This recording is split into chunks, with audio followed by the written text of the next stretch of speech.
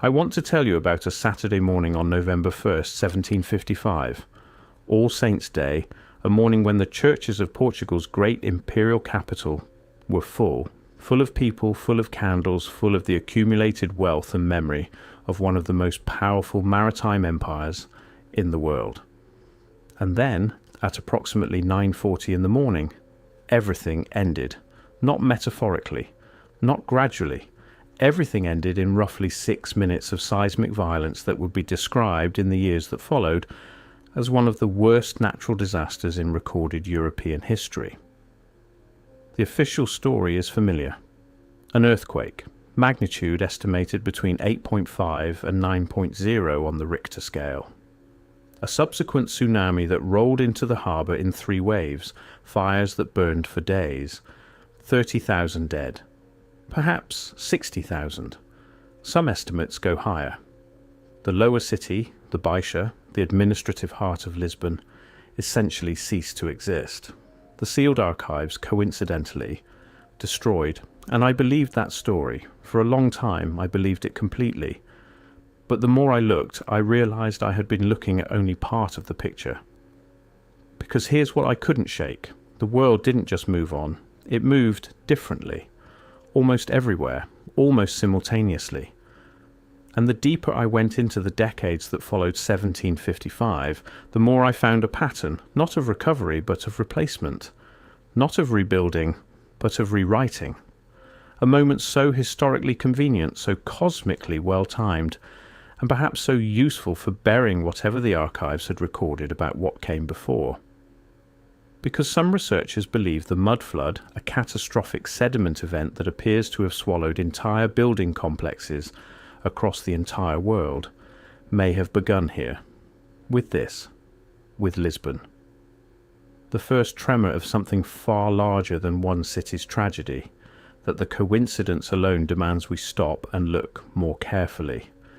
Because the deeper I went, the less comfortable I became with the word coincidence. I came to this the way most people do, sideways. It wasn't a manifesto that pulled me in. It wasn't a late-night rabbit hole.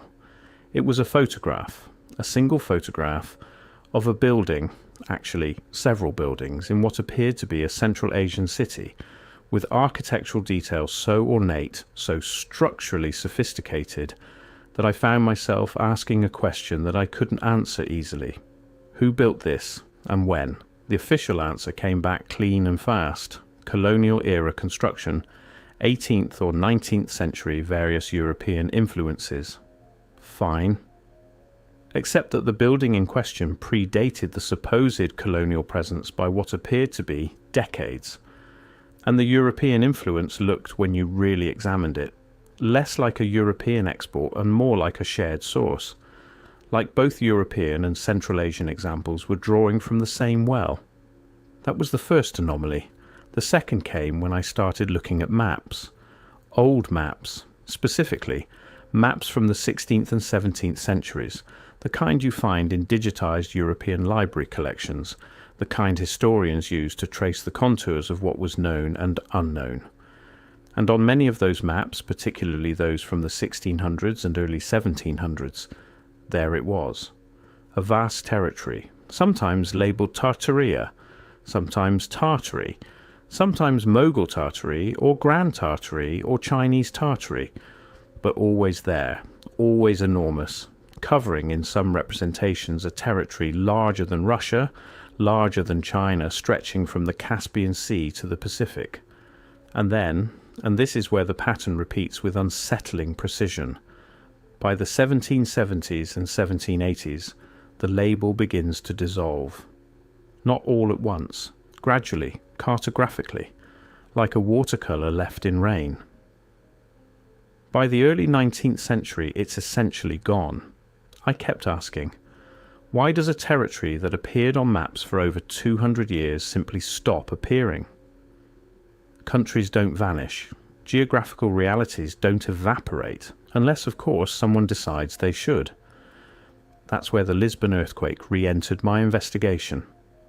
Let me describe what actually happened on November 1st, 1755, because the official account, as accounts often do, underplays certain details that I find impossible to ignore. The earthquake struck in the morning. Early, estimates of its magnitude range from 8.5 to 9.0 on what we now call the Richter scale.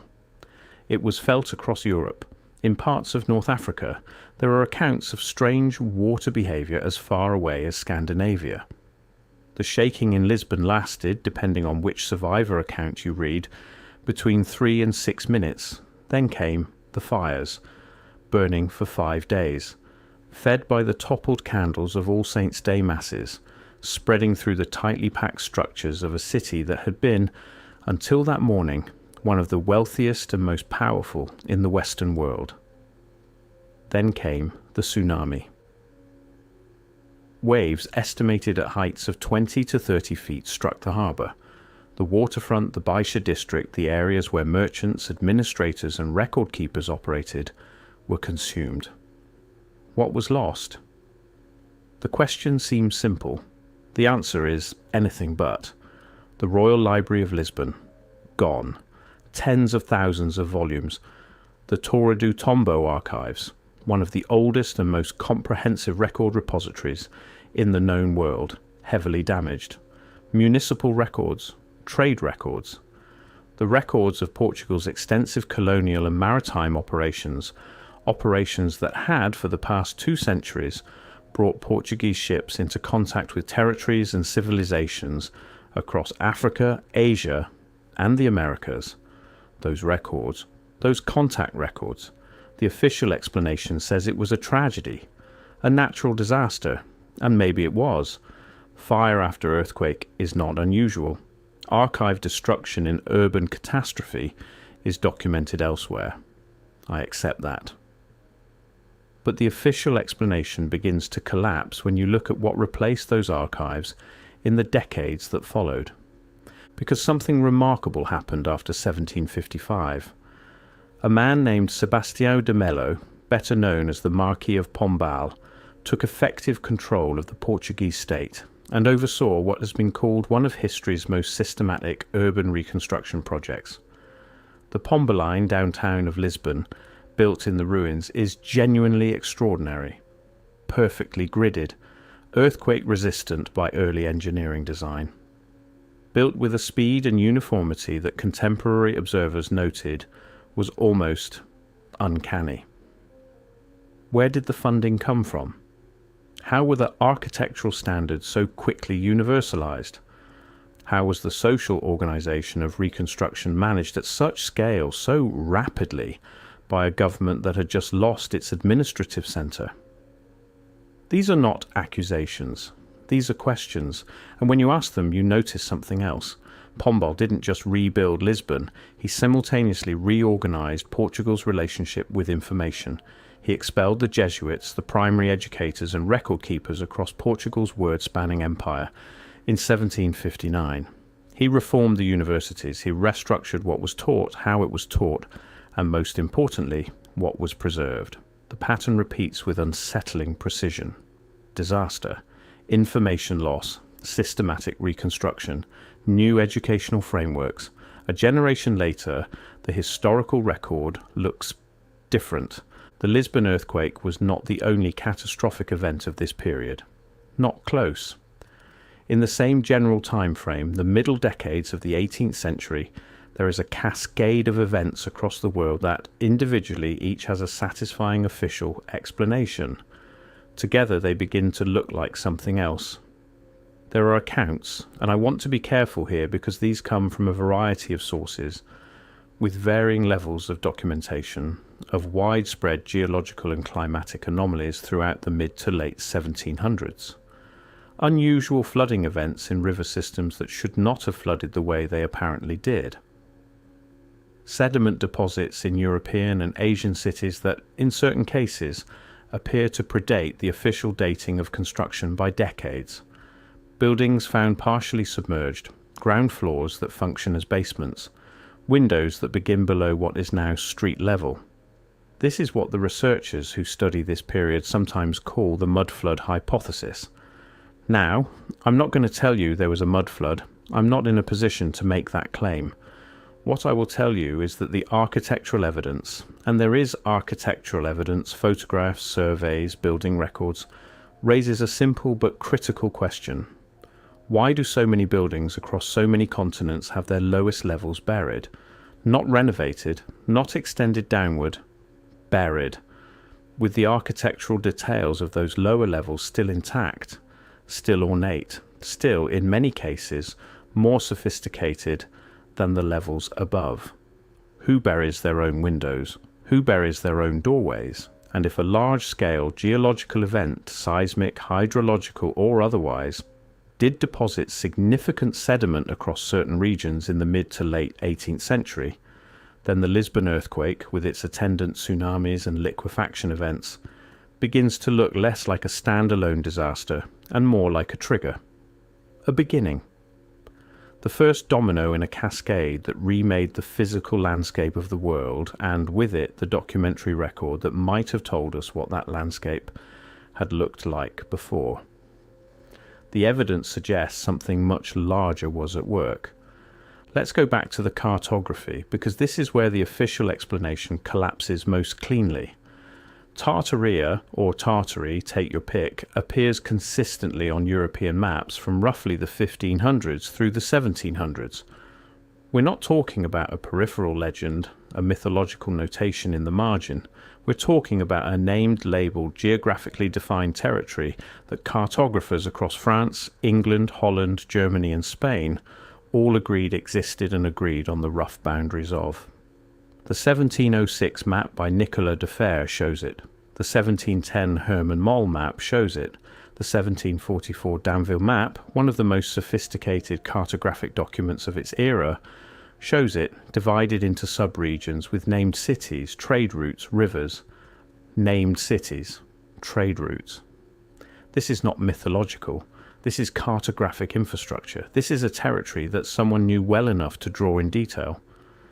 And then, through the 1760s, 1770s and 1780s, the very decades following the Lisbon catastrophe, the label begins its slow dissolution. The sub-regions lose their names, the cities become unlabelled. The vast interior becomes cartographically a kind of blank.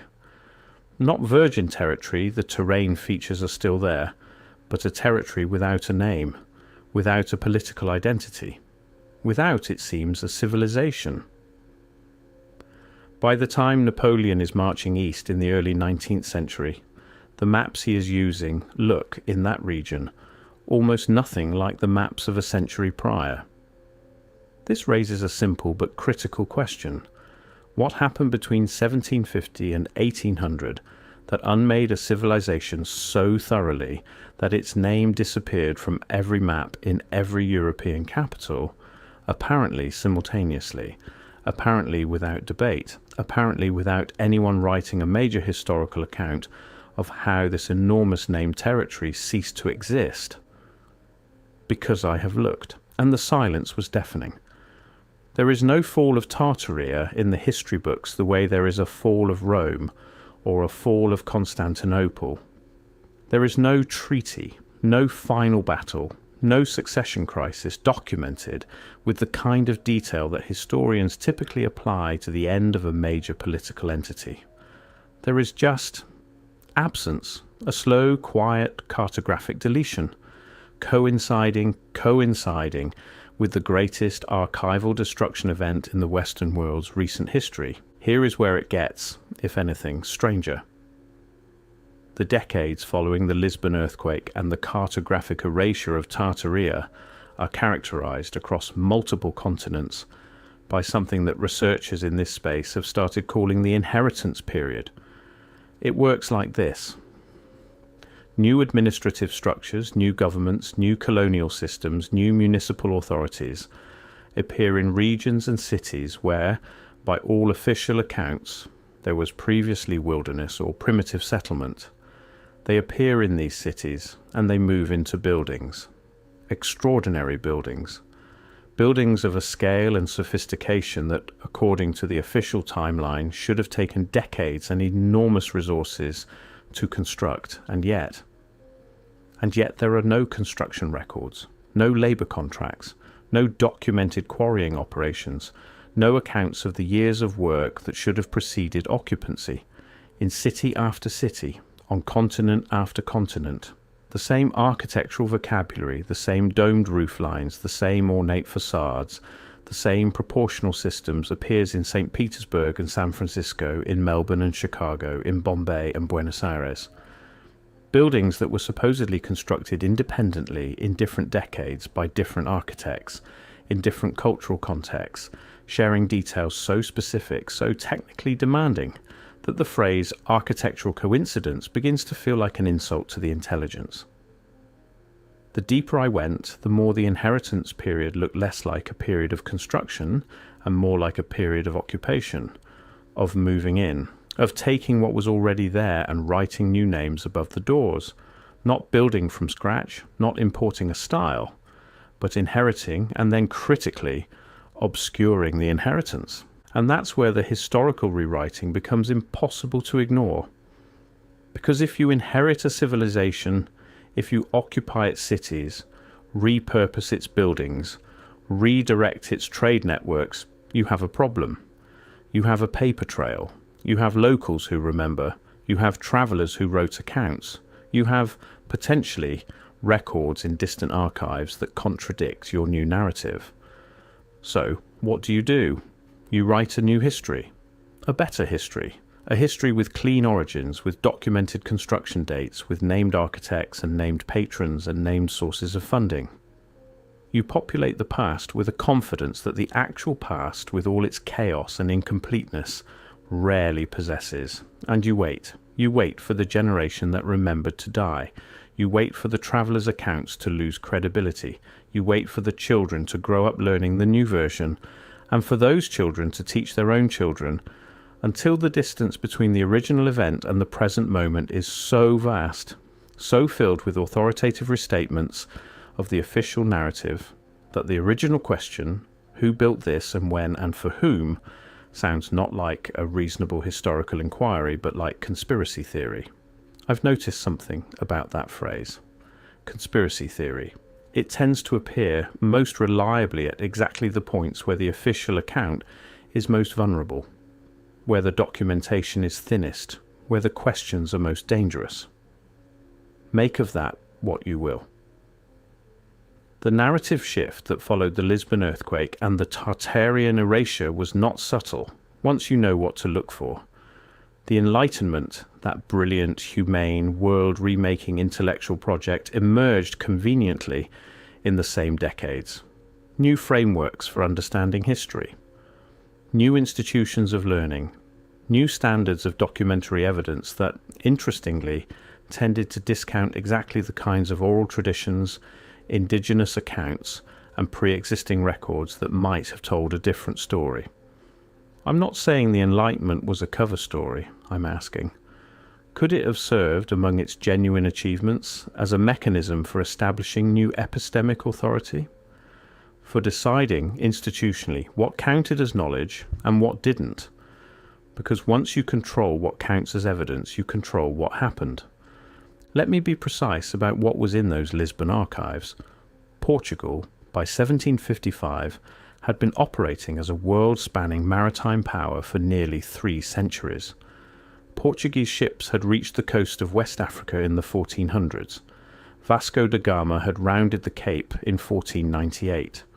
Portuguese traders were operating in India, in Japan, in Brazil, in the Spice Islands of Southeast Asia. They were, in the most literal sense, on a worldwide level, the most connected European power of the early modern era. Their records reflected that connectivity. Reports from the interior of Asia, accounts of cities and civilizations encountered far from the coasts, trade agreements with polities that don't appear in the standard Western historical narrative. Knowledge of territories, inland territories, that a maritime power would have had a unique access to through its network of overland trading partners. Knowledge of, potentially, what lay in the vast interior. The vast named cartographically documented interior. All of it. Gone. Not reduced. Not damaged. Gone. And here's the thing about archival destruction that rarely gets discussed. It's not just what you lose in the fire, it's what you lose in the assumption that there's nothing left to find. When a library burns, the absence of documentation becomes, paradoxically, evidence that there was nothing to document. The circle closes.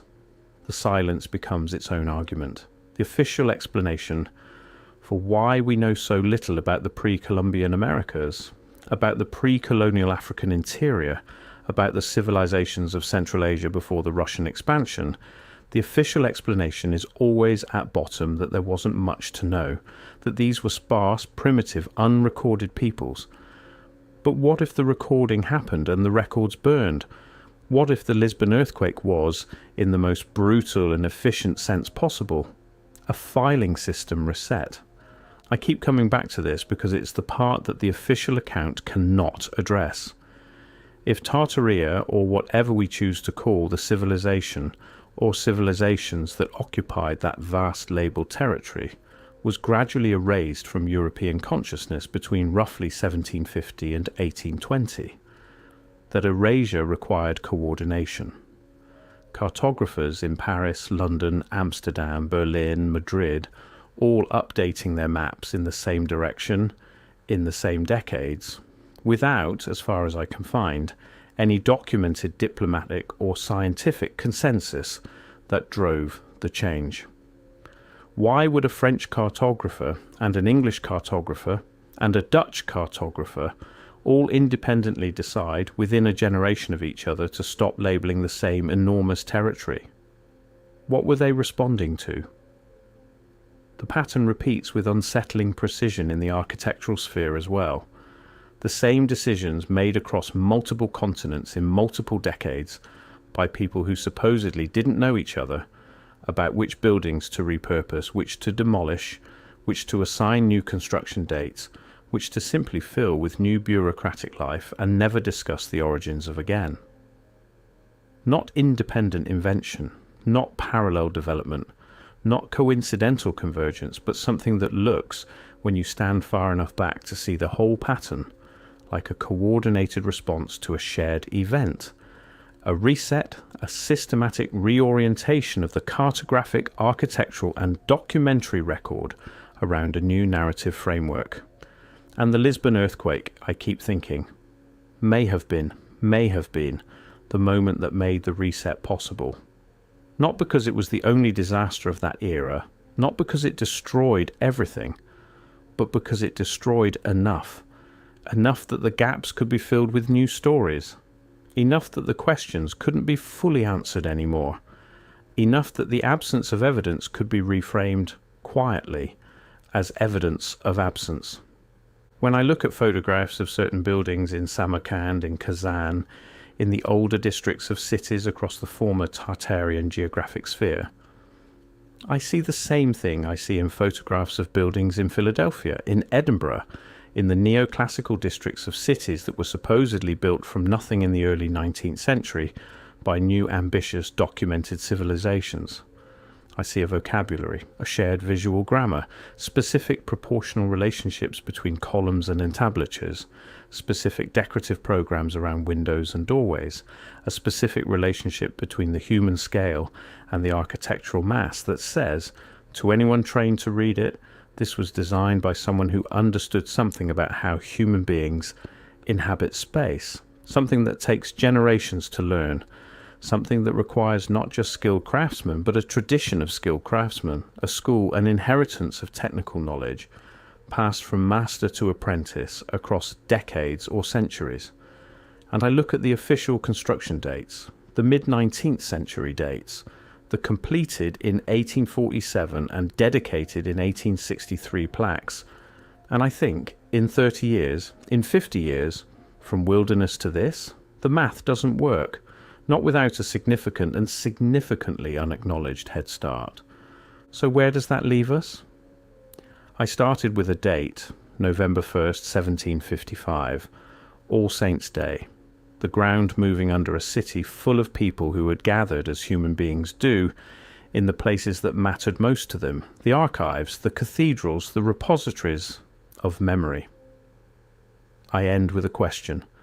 Many questions, actually, but one that I keep returning to in the quiet hours. If there was a civilization, call it what you like. The maps called it Tartaria, vast enough to appear on every major European map for 2 centuries, sophisticated enough to leave architectural traces on multiple continents, interconnected enough to have left records in the archives of the world's great maritime power. If that civilization existed, and if the earthquake of 1755 helped initiate or accelerate or simply provide cover for a process of archival destruction and cartographic erasure that unfolded over the following half-century, and if the inheritance period that followed involved new powers moving into old spaces and writing new names above old doors, then what we call history may not be what we think it is. Not a continuous record, not an accumulation of documented fact, but a selection, a curated silence, a set of answers to questions that someone somewhere decided were the right questions to ask, and the questions that remain, the questions that the silence cannot answer, that the burned archives cannot resolve, that the erased maps cannot explain. Those questions don't go away just because they're inconvenient. They sit in the sediment, they wait in the buried window frames, they persist in the architectural grammar of buildings that nobody officially can fully explain. The deeper I go, the more certain I become of only one thing. We haven't found the bottom yet.